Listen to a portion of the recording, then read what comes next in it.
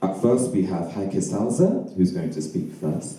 And then second, we have Joe Cork, who's also on the MA in Screen.dance as well. And finally, we have Marlene Miller and Philip Sporer taking the end of the presentation. So please give a big round of applause for Heike.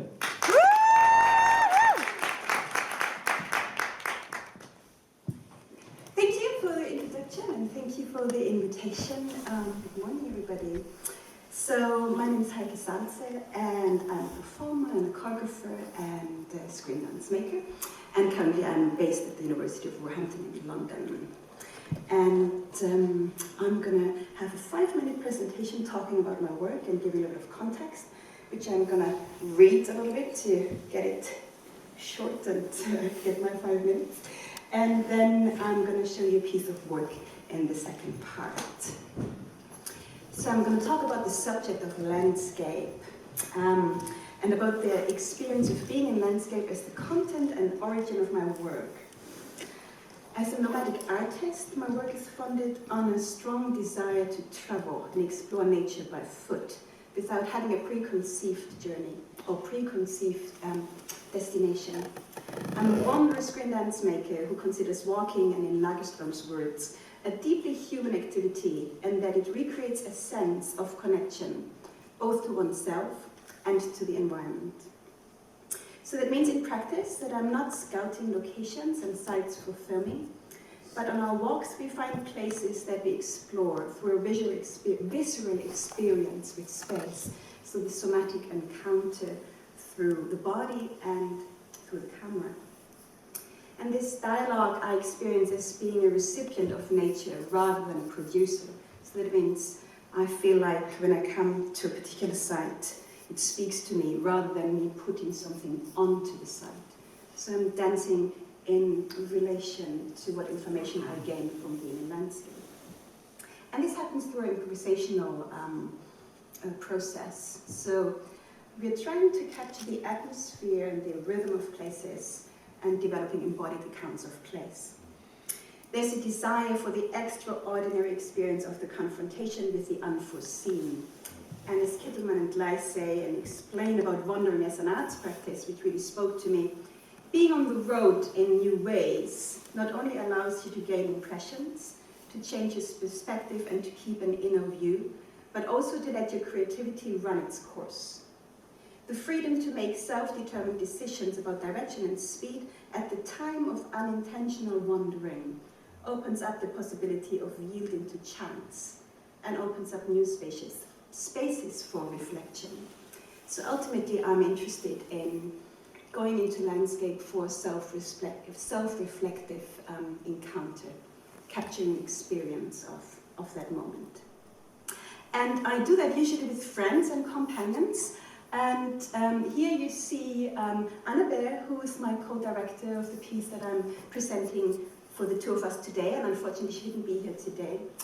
She's based at Texas State University, and a Mexican-American artist, and I'm originally from Germany, so we are both nomadic artists. Oh, why is this changing? Both nomadic artists meeting at places and then working on different continents. And we were joined on that particular trip, and this is day 9, and this one because the sun was shining, with my partner Inge Jensen, who made sure that we got everywhere safe and gave us some insights of the place we were exploring, because I'm going to talk about a trip we had through Iceland, or around Iceland.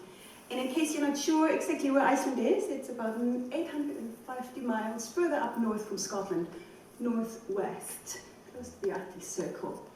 And this is Iceland, and we went all the way around on that trip, and it keeps on changing. Sorry, don't know what that is. Yes, and we did that in a camper van, and this shared journey left a deep impact on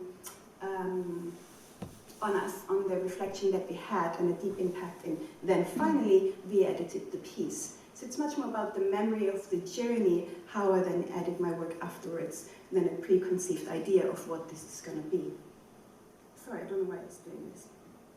And our journey was very similar to Ernesto Pujol, who says, and he's a walking artist, and like this quote, We do not need to know the destination. We do not need to know the way. We only need to know ourselves. So it's about this reflection that we had together. And the next section that I'm going to share with you is a series of photographs from the journey and this kind of reflective thoughts that we had. And it's a part of a creative writing section that I submitted as part of my PhD, and I thought it might be appropriate to share today with you. So, We Create Ice is the piece I'm presenting, made in 2016. Oh, they need to read from here, sorry. We felt the softness of the moss, the crispness of the air, and the energy of the sun. Magical signs of the gentleness. Oh, why is it changing? Sorry. Magical signs of the gentleness and the care in the world. We explored an endless beach where the sky was never ending and the sound invigorating, reassuring us of all the possibilities that exist. We traveled over the blue ocean to an Arctic island where time seemed to have slowed down. And we spent days listening, sensing the echoes of the past. We climbed rocks which showed us strength and stability, yet presenting obvious evidence that it takes time for change to take place. We discovered the small within the vast, realizing that everything is a matter of perspective. Our skins were touched by the humid heat from deep within the earth and the cutting chill of a glacier, undoubtedly convincing us of the immense powers of the earth, leaving us with memories of a journey that taught us more about ourselves and what it means to be human. So the piece that I'm going to show, I think, is based on the memory of the journey. So you saw photographs of the journey. None of this footage is part of the things that we actually captured and filmed. So speaking the words of Kerner, who is a scholar talking about landscape art in the Romantic era, says, these artists creating landscape paintings were making art that was something wrested from nature, not pictures brought back to the city from the artist's travel in the countryside, but memories of that travel somehow refashioned into pictures. So I'm going to show now a piece which is like little postcards of the locations that we encountered. And there you go. Thank you. Thank you.